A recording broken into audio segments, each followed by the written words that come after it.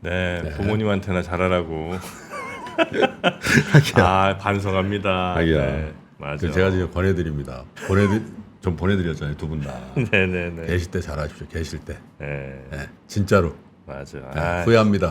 그거는 뭐 맞습니다. 네. 강아지 11살 걱정보다는 이제 본인 걱정을 좀 해야 되는데. 대전 자주 가 좀. 네, 알겠습니다. 응? 다녀오겠습니다 이번 주에. 예. 자, 그러면 중국 자주 다녀오시는 우리 전병서 소장님 모시겠습니다. 어서 오십시오. 어서 오세요. 네, 반갑습니다. 전보다는 좀 덜 가시는 거 아니세요? 중국? 뭐 아무래도 온라인으로 할 수 있으니까 그러니까 코로나도 있었고 그러니까 그죠? 마지막 간 게 언제쯤이세요? 한 2달. 2달 정도 되셨고요. 그때 분위기는 좀 어떻습니까? 중국 뭐 현지에서 느끼신 피부로 느끼는 분위기가 좀 있을 거 아니에요? 경기 뭐 이런 것들. 사람은 많은데 손에 들고 다니는 건 없다. 사람은 많은데 손에 들고 다니는 게 없다. 소비가 죽었다. 그래서 소비가 두 가지 소비죠. 먹고 마시고 구경하는 소비는 늘었는데 늘었는데 뭐 사진 안 본다. 물건을 사지는 않는 것. 그래서 샹하이 같은 경우 보면은 우리 같은 명동이죠. 난징로에 저녁에 사람들은 주말에 미어 터져요. 네. 근데 제가 유심히 관찰해 보면 손에 있는 거는 요거 하나 들고 다니는 거예요. 아. 쇼핑백이 보이지 않아요. 이걸로 다 쇼핑하니까 또 집으로 택배 그런 가고 것도 그러니까. 그래서 어쨌거나 상품 소비 이게 약하다. 그러니까 상품 소비가 온라인으로 바뀐 것도 있지만 하여튼 소비 자체가 좀 약해졌단 말씀이신 거죠? 그렇죠. 그게 이제 중국 정부가 제일 고민하는 것이기도 하고 또 이제 그게 언제 살아나냐 하는 게 뭐 중국 경기를 이제 회복이라고 판단하는데 가장 중요한 기준이다. 네네. 안 사는 게 소득이 떨어져서 그런 거예요? 아니면 이미 살 거 다 사서 안 사는 거예요? 뭐 사람의 욕망이라는 건 죽을 때까지 가기 때문에 네. 계속 사는데 최근 3년간 제가 보니까 중국이 부동산 규제 주가 하락으로 대략 한 50조 위안 뭐 이 정도 내외가 줄어든 것 같아요. 네. 그렇게 되면 전체 1년 GDP의 한 39%, 40%가 날아간 거예요. 그래서 이제 웰스 이펙트가 사라지면서 이제 심리적인 위축 이게 제일 큰 것 같아요. 심리적으로 위축된 게 소비를 좀 저하게 되는 그런 요인으로 좀 작용하고 그 심리 있다. 위축 중에 제일 나쁜 게 소비 심리, 투자 심리죠. 네. 그래서 이제 소비 심리가 보면은 작년 2022년 4월에 그 샹하이 봉쇄를 하면서 20년 만에 최저로 떨어졌어요. 그래서 이제 그게 지금까지 쭉 연장이 되면서 이게 소비가 기대만큼 안 크는. 그래서 그게 이제 뭐 우리도 트라우마 얘기를 하지 않습니까? 그래서 뭐 3년 동안 집 밖에, 아파트 밖에, 동네 밖에 이제 못 나갔던 것이 그 사람들의 소비 본능 이제 이거를 잠재워버린 이제 그런 이펙트가 있는 것 같아요. 네네네. 근데 이제 그걸 어떻게든 이제 살려보려고 중국 정부가 무단히 노력을 지금 노력을 하고 해요. 있잖아요. 네. 안 통합니까 여전히? 예를 들면 뭐 LPR 같은 거 낮추는 거. 네, 금리 인하하고. 그래서 얼마 전에 그 LPR을 25bp를 확 낮췄어요. 네. 그래서 그게 이제 1년짜리, 5년짜리가 있는데 1년짜리는 작년에 낮췄고 이번에 5년짜리를 확 낮춘 것이 이제 5년짜리 LPR은 부동산 대출의 기준금리가 되죠. 네. 그래서 이제 주는 시그널은 부동산의 경기 부양을 제대로 하겠다는 시그널을 보여준 거고. 근데 우리는 이제 금리가 낮춰졌다 그러면 미국이나 한국은 굉장히 중요한 의미를 갖지만 중국은 항상 만성적인 자금 추하기 때문에 금리에 그런 가격 기능이 없어요. 아, 금리를 낮춰도 확 경기가 산다. 그렇죠. 그래서 그것보다는 오히려 이제 대출을 얼마나 더 절대 금액을 늘리냐 요게 더 중요해요. 그런데 그 대신 이제 금리를 낮춘다는 것은 시그널 이펙트가 큽니다. 네. 우리 정책 의지가 이렇다. 뭐 이런 걸 보여주는 건데 그래서 중국이 부동산 같은 경우를 보면 3년 동안 규제를 했어요. 그래서 36개월 규제를 했는데 작년 7월에 이제 빅구이엔이라고 2022년에 1등했던 기업이 부도나면서 모든 부동산 규제를 싹 다 풀었어요. 그래서 제가 체크를 해보니까 그 부동산을 사라고 한 조치가 9가지가 나왔고 또 부도나는 이제 부동산 기업에 대해서 자금 지원하고 정책 지원하는 게 8가지에서 17개 조치를 이제 최근 뭐 1년 동안 했고 그러나 이제 이게 왜 CR이 안 먹히냐는 것은 36개월 동안 이제 규제를 했기 때문에 지금 부양책 쓴 게 8개월이면 딱 4분의 1 정도 지금 온 거예요. 네. 그래서 그 이펙트가 아직 나타나지 않고 있는 것이 이게 문제인데 뭐 그 우리도 그렇습니다만은 정부가 정책을 시행하고 나서 그게 효과가 나타나려고 그러면 뭐 6개월에서 9개월 정도 시차가 있죠. 그래서 작년 7월부터 본격적으로 진행을 했고 이제 작년 11월에 대대적인 이제 부양책을 마무리를 짓겠기 때문에 아마 부동산에 대한 시그널은 아마 금년 4, 4분기 요때 아마 나타나지 않을까 싶어요. 4, 4분기. 아직도 많이 남았네. 그러니까 저 소장님 보시기에는 이제 어쨌든 중국 경제든 중국 금융시장이든 중국 주식시장이든 바닥권은 치고 이제 좀 탈피하고 있다 이렇게 보시는 거네요. 글쎄 뭐 제가 볼 때는 중국 시장은 이제 채권처럼 된 것 아닌가. 채권? 그래서 이제 더 이상 뭐 이게 채권의 원본은 유지가 되는 거니까 네. 거기서 더 뭐 빠질 가능성은 없어지고 네. 이제 그 이자를 얼마나 받냐 이제 이런 쪽의 느낌으로 볼 수가 있을 것 같고 성장이 쪽 별로 없고 성장보다는 이제 지속적으로 추락하던 이제 날개 없는 새처럼 가다가 이게 이제 밑에 콘크리트를 친 그래서 이제 재미난 것이 보면 중국이 갑자기 민은행 장을 바꿨어요. 네. 그래서 작년 상반기에 민은행 장을 바꾸고 그 이번 달에는 증권감독 원장을 바꿨어요. 네. 그래서 이 중국은 뭐 장관이 한 번 되면 은행장이 한 번 되면 5년에서 10년을 이제 연임을 하는데 이번에 특별한 이유 없이 이제 하자가 있거나 뭐 문제가 있는 것도 아닌데 바꿨어요. 그래서 이제 왜 사람을 바꾸냐는 건 결국은 뭐 우리 회사들도 그렇지만 말로 안 되면 조직 개편하고 조직 개편하고 난 다음에 그것도 안 되면 사람 바꿔버리는 거죠. 딱히 이제 거기에 들어왔는데 최근 일주일 사이에 중국 증시가 뭐 계속 상승을 했죠. 네. 그래서 이게 2,600에서 3,000까지 뭐 순식간에 14% 15%를 반등을 했고 그래서 그게 이제 어떤 의미냐는 건데 뭐 중국이 이제 생각하고 있는 그 마지노 경제선 플러스 마지노 주식시장의 레벨이 있는 것 같아요. 그게 아마 2,600선이 아닌가 싶고 그래서 뭐 예전에 우리도 뭐 그 많이 경험을 했지만 이게 80년대 90년대 보면은 이제 장마치기 30분 전에 항상 그 주가가 올라가는 현상이 나타나는데 인위적으로 중국이 보니까 최근 뭐 한 종가 관리. 2주일 사이에 3시 되면 항상 그분이 오시는 것 같아요. 그래서 이제 색깔이 항상 빨갛게 되는데 그게 뭐 중국은 눈치가 빠르기 때문에 이게 정부가 이제 어떤 정도 그 가이드라인을 갖고 있냐를 그걸 이제 보여주는 거죠. 근데 그것이 근본적인 이유는 제가 볼 때는 GDP의 40% 정도의 자산이 사라진 상황에서 이걸 리커버하지 못하면 이제 어떤 소비 정책도 의미가 없고 네.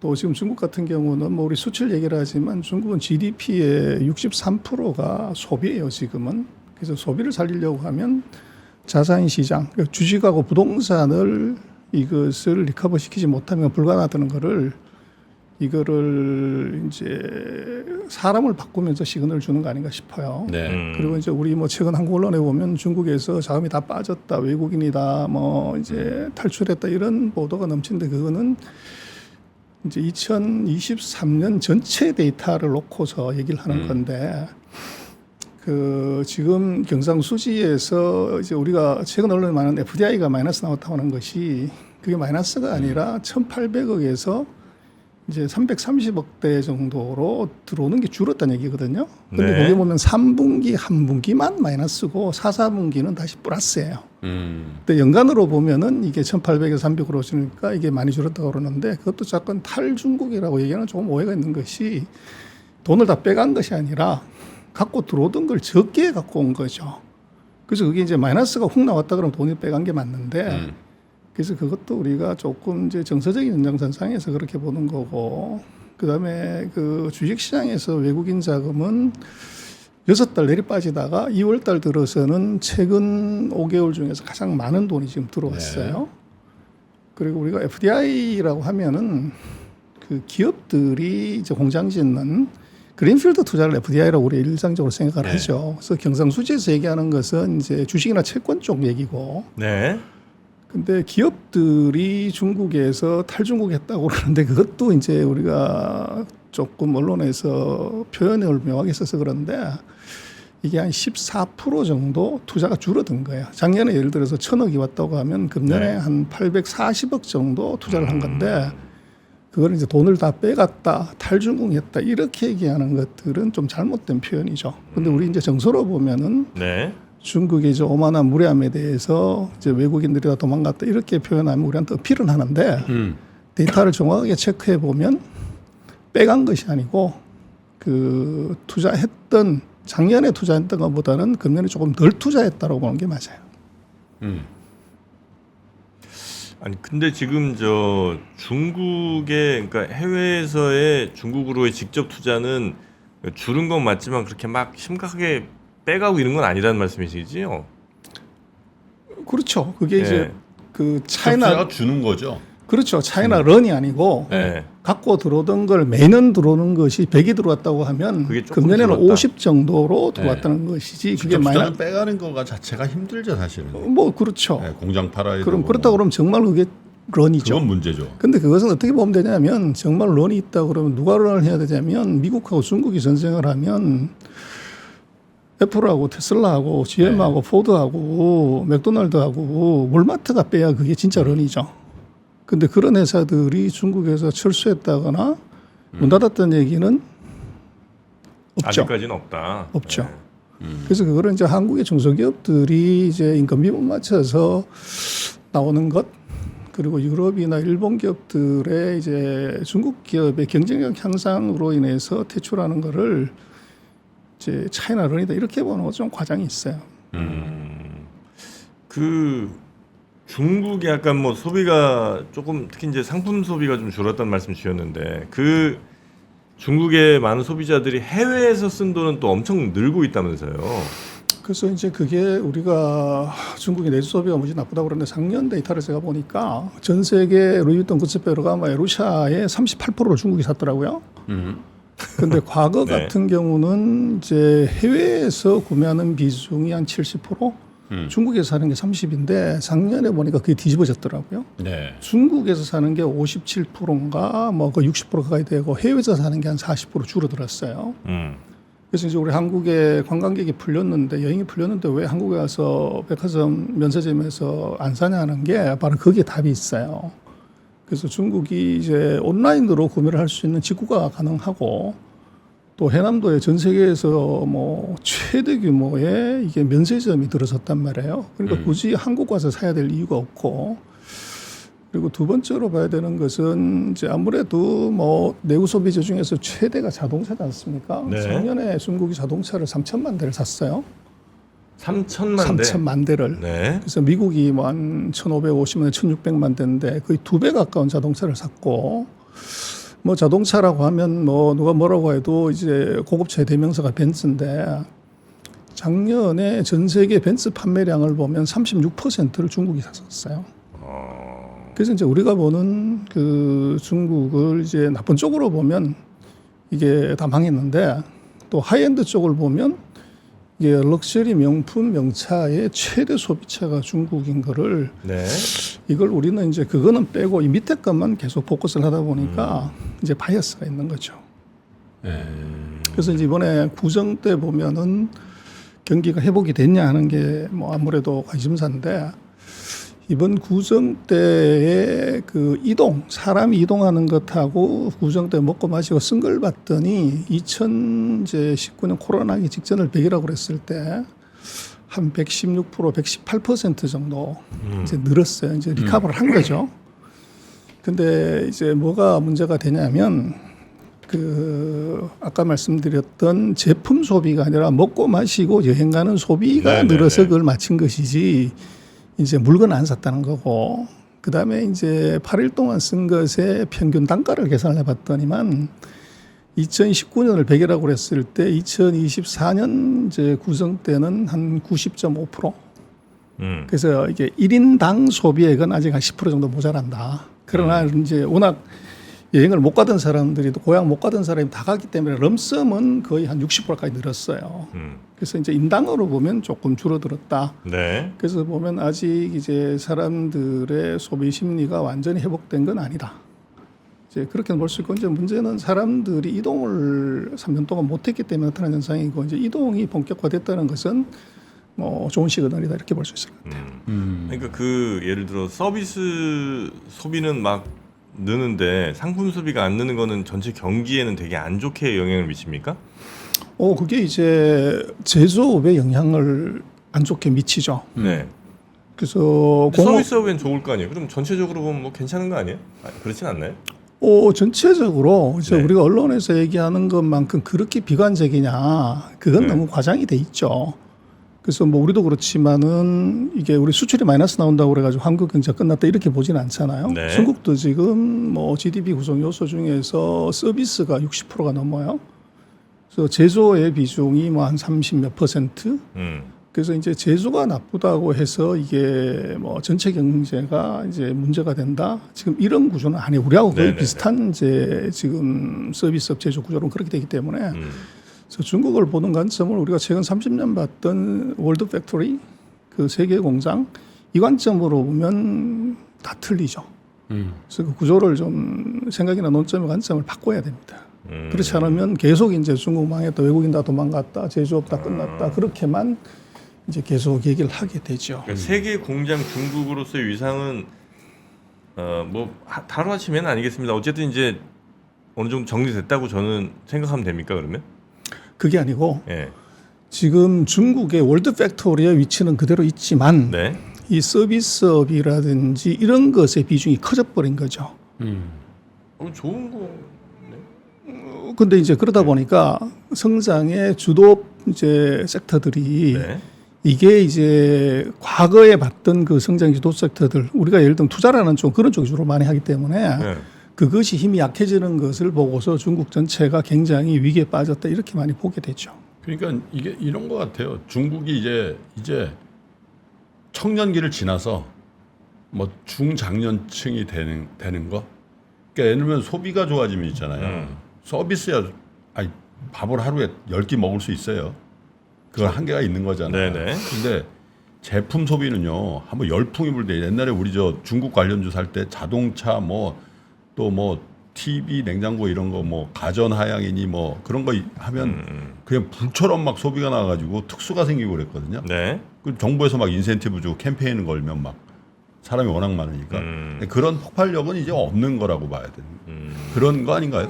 그렇죠. 그래서 이제 어떻게 그걸 볼 수 있냐 그러면 왜 지금 전 세계 반도체 경기가 생각보다 세지 않고 AI만 난리냐 하는 건 간단한 게 전 세계 노트북, 핸드폰, 디지털 TV의 60에서 90% 중국이 생산하고 그렇죠. 소비도 뭐 3분의 1에서 이제 뭐 절반 가까이를 중국에서 하기 때문에 근데 중국이 코로나 3년을 가면서 이제 제품의 교체를 안 했어요. 우리도 그렇지만 그 노트북, 핸드폰, 디지털 TV가 반도체 최대 수요처인데 그래서 이게 이제 교체가 됐을 때 보급률은 뭐 중국 인구 14억 핸드폰이 17억 9천만 된 거 그런데 근데 이것이 교체기에 들어갔을 때 이제 한 4억대 이상의 교체 수요가 있는 거죠. 네. 그래서 그게 이제 굉장히 큰 이펙트를 주는 시대. 그래서 말씀하신 이제 보급률이 올라가는 건 그건 끝이 난 거고 제품의 업그레이드나 교체 수요가 이게 이제 그 사이 막혔기 때문에 이게 본격적으로 시작이 되면은 그 이펙트는 굉장히 커지죠. 그래서 지금 최근에 반도체 경기가 좀 나아진다고 하고 디램 가격도 올라간다고 하는 것은 제가 볼 때는 중국의 핸드폰 시장이 기지개를 켜는 것 같아요.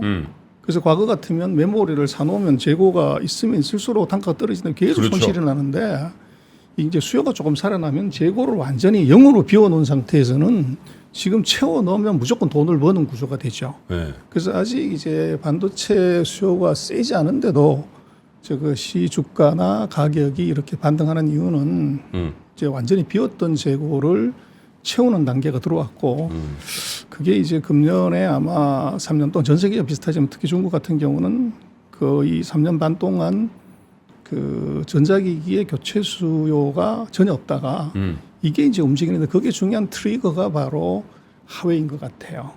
네. 그래서 하웨이가 7나노 칩을 만들면서 이게 이제 사람들이 핸드폰에 전혀 이제 관심 쏟지 않다가 이게 신제품 나면 우리도 관심 갖지만 그게 지금 보여지는 것 같아요. 그래서 제가 볼 때는 중국의 그런 3년 동안 잠잤던 수요 중에서 교체 수요를 잘 봐야 될 것 같아요. 그게 언제 트리거가 될 거냐. 그렇기 때문에 지금 우리 한국도 삼성전자가 주가가 왜 안 오르냐 얘기를 하지만 이게 HBM에 대해서 뭐 여러 가지 얘기도 많이 하지만 HBM이 그럼 시장 규모가 얼마나 되냐. 그 테슬라하고 똑같은 거죠. 차 한 130만 대 파는데 시가총액은 1등부터 8등까지 하는 회사 다 합친 것보다 더 커지는 것처럼 HBM 시장 규모 뭐 예측치마다 다르지만 50억 불이 안 되잖아요. 그 반도체 전체 시장이 6천억 불 규모인데 그런데 그것이 이제 그 시총이 올라가고 한다는 것 자체는 기대감이 크지만 삼성 같은 경우는 HBM의 판매 비중이 얼마나 되냐 전체 그거 많이 나죠. 그렇죠. 그래서 삼성이 진짜 좋아지려고 하면은 DDR이 네. 이게 가격이 뭐 아까 이제 얘기하셨지만 뭐 영업이익이 몇십조가 날라고 하면 D램의 DDR 가격이 30%에서 50% 올라가면 삼성은 이익이 바로 훅 좋아지는 거죠. 기하급수적으로 좋아지죠. 그렇죠. 그래서 이제 그건 조금 타이밍을 조금 더 봐야 된다. 그래서 거기에는 이제 중요한 내구 소비재의 그 교체 수요, 그게 이제 언제부터 시작이 되는지를 좀 볼 필요가 있을 것 같아요. 근데 그렇게 말씀을 들으면 지금 중국 주식 시장이 이렇게 안 좋은 게 전혀 이해가 안 되는데, 그러니까 중국은 세계 공장으로서 위치도 여전히 확고하게 유지를 하고 있고, 그게 막 흔들리지도 않은 상황에서 이제 소비 쪽으로 중국 사람들은 이제 소비 비중을 그쪽으로 늘리는 거라면 사실 한쪽으로 너무 몰빵된 것보다도 더 건전한 상황이고, 그리고 중국이 전 세계 공장으로서도 여전히 견고한 위치를 유지하고 있다면 중국 주식이 이렇게 빠질 수는 없는 거 아닙니까? 그거죠. 그래서 그게 네. 중국이 제조가 아니라 이제 소비하고 서비스가 GDP의 60% 넘어가 있는데 아까 말씀드린 것처럼 코로나 그 3년 동안 특히 최근 이제 2022년부터 2년 동안은 이게 밖에 못 나가니까 네. 소비 심리 지수가 20년 만에 최저로 들어온 거죠. 네네. 그 얘기는 뭐냐면 서비스 산업에 대한 체감 경기는 20년 만에 최악이라는 거죠. 그러다 보니까 경제의 3분의 2 가까이가 서비스와 연관이 돼 있기 때문에 물론 이제 주가하고 뭐 이제 전체 경기하고 중국은 약간 괴리는 있겠는데 어쨌든 간에 이제 트렌드로 보면 소비 심리의 최악은 주가 최악이다. 그래서 그게 최근 아마 2년 반, 3년간의 중국 증시를 설명할 수 있는 이제 그 뭐 근거라고 그럴까? 그렇게 얘기할 수 있을 것 같고. 네. 근데 지금보다 소비 심리가 더 나빠지냐? 뭐 그럴 가능성은 거의 없어 보이고 또 말씀드렸지만 왜 이제 그런 상태가 벌어졌냐는 것은 중국 정부의 정책의 아젠다에 너무 몰입돼서 보통 부동산 뭐 경기가 하강을 한 게 이게 처음이 아니라 네. 최근 뭐 10년 동안 3번의 하강이 있어요. 근데 하강할 때 그 기간이 보면은 한 8개월에서 19개월 정도. 정부가 규제를 하는 게 아니라 그 정도면은 이제 가격이 마이너스 나오면 규제 풀고 이제 그만두는데 이번은 특이하게 네. 2021년부터 내리 3년 동안 규제를 했어요. 네. 역대 최장 규제를 한 거죠. 그래서 왜 규제를 한 게 아니면 바로 그 공동부유론. 그 시진핑의 상기 집권의 아젠다로 이제 그걸 잡아놓고 공동부유론의 가장 공공의 적이 뭐냐고 그러면 같이 잘 먹고 잘 사는데 혼자서 떼돈 벌고 하는 업종이 있다는 거죠. 그게 예를 들면 투기를 조장해서 떼돈 버는 부동산업. 네. 두 번째가 독과점 가지고서 동네 플랫폼. 구멍가게 찾아먹는 플랫폼 기업. 세 번째가 이제 부모들 등골 빼는 사교육 업체. 그게 이제 2021년부터 내리 3년간 이제 정책 아젠다에 함몰돼서 계속 규제를 한 거죠. 근데 그것의 결과가 아까 말씀드렸던 것처럼 3년 동안에 GDP의 40%의 이제 자산이 날아가는 이제 그러다 보니까 웰스 팩터가 완전히 없어지면서 이제 소비 심리가 훅 가라앉기 때문에 그건 이제 더 이상 견딜 수가 없는 거죠. 그게 제가 볼 때는 작년 7월 이후에 이 중국 정책의 모든 스탠스가 바뀐 가장 큰 이유는 40%다. 마이너스 40%를 이제 뭐 그게 정치든 뭐든 간에 이제 견디기 어려운 상황이 도달을 했고 그러다 보니까 또 이제 사회주의 국가의 특성상 또 방향을 바꾸면 될 네. 때까지 퍼붓는 거죠. 그래서 아까도 말씀을 드렸지만 부동산의 경기 부양을 위해서 이게 17개 조치를 낸다? 이건 굉장히 보기 드문 현상이에요. 근데 그게 이제 사람들이 심리가 너무 깔아앉아 있기 때문에 네. 내더라도 이제 저게 진짜일까 아닐까 또 이게 진바닥이냐 아니냐를 이제 관망하는 시기가 지금인 것 같아요. 그 시간이 없어 한 가지만 여쭤보겠는데 이제 양회 이제 내달 4일날 하잖아요. 양회 개최되는데 지금 주식 시장 관점에서 중국 주식에 대한 그 미련을 갖고 있는 사람이 많이 줄었어요. 그건 엄연한 사실인 것 같은데 양회를 기점으로 해서 뭔가 우리가 기대할 수 있다면 포인트가 뭘까요? 그래서 첫 번째는 GDP 목표 성장률이 나올 거고 두 번째는 이제 정부의 카멘트가 있을 거예요. 네. 그래서 자본시장에 관한 언급이 양회에서는 거의 안 나오는데 예. 거기에 관련되는 카멘트가 나올 수가 있을 것 같아요. 아하. 그 얘기는 뭐냐면 정부가 신경 쓴다. 그 신경 쓴다는 것에 강력한 시그널이죠. 그리고 뭐 우리가 투자가 항상 그렇지만 길거리에 뭐 피가 흥건할 때가 최대 타이밍이라고 얘기를 하는데 3년 동안 계속 올라간 이제 증시하고 네. 3년 동안 내리 빠진 증시하고서 이제 그리고 정부의 정책의 스탠스를 보면 한쪽은 이제 규제를 계속 하겠다는 쪽이고 한쪽은 규제를 푸는 것이 아니라 부양책에다가 목숨 건다고 하는 이제 두 시장을 놓고 봐서 투자의 매력도 측면에서 이제는 봐야 될 것 같아요. 그래서 뭐 금융시장이라는 게 영원한 성장 산업도 영원한 사양 사업도 없는데 그래서 지금 같은 경우는 그 극단적인 비관도 극단적인 낙관도 사실은 두렵죠.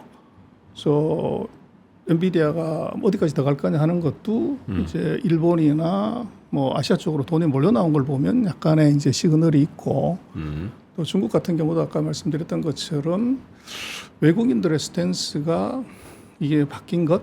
그래서 우리가 얘기하는 것은 연간 데이터를 갖고 얘기를 하는데 네. 이제 월간 주간 데이터로 보면 이미 변화가 있다. 그렇게 보십니다. 알겠습니다.